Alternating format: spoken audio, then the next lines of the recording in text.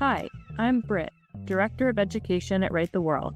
I'm delighted to continue to demonstrate how to make the most of our writing community. In this video, we'll explore how to use the Write the World website as an educator. Once you've logged in, the dashboard is your and your students' home base on the Write the World website, and the space from which you can access all other features and functionalities. Note that your students' works are only viewable in this space if students choose to publish them here. Anything written within a private group will be seen only by the class roster, you as the teacher, and your students.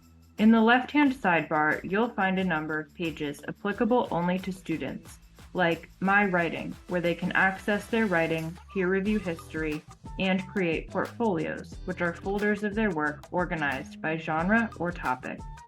They can also click Enter a Competition to explore our monthly genre-based writing competitions judged by professional authors such as U.S. inaugural poet Amanda Gorman, Pulitzer Prize-winning journalists, poets laureate, and more.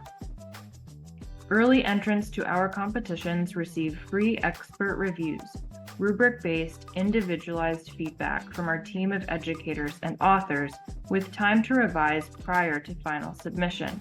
We award winners and runners-up in the categories of writing and peer review with cash prizes and publicity on our blog and social media channels. And guest judges provide commentary on their selections, further educating the entire community about craft. You can use competitions in the classroom as a summative assessment, test prep activity, or means for an authentic audience. Next up, the Moderation tab is your tool for checking for potentially concerning content. If a student reads something in your class that they feel is inappropriate or indicates that a student is in a concerning situation, they can click a button to flag the piece. Flagged pieces will appear in this space for you to review and decide how best to proceed. These communications are private, meaning writers are not notified if their piece is flagged, so follow-up is fully up to your discretion.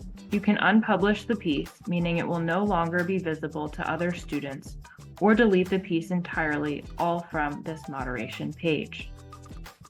Groups is the page where you can create a private learning space for you and your students. You can customize your group appearance, such as name and picture, approval settings, and more. We'll discuss how to use your group in the next video. The Prompts page is where you can create or upload your own writing prompts for use with students or access our library of cross-genre writing prompts. Check out the Prompts video later in this series to learn how to add and edit prompts. Next, the Resources library allows you to upload text-based resources, website URLs, PDF documents, or YouTube videos. You can also access Write the World resources, such as genre guides. Again, select resources to add to your library using the ellipsis button.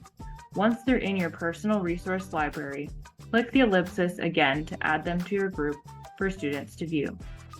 Finally, peer review questions enable you to create question sets or access our library of genre-based question sets for your students. We'll share how to facilitate peer review in a later video. If you're following the playlist series, next up is how to create your Write the World classroom group. If you have questions, please reach out to our team at educators@writetheworld.org.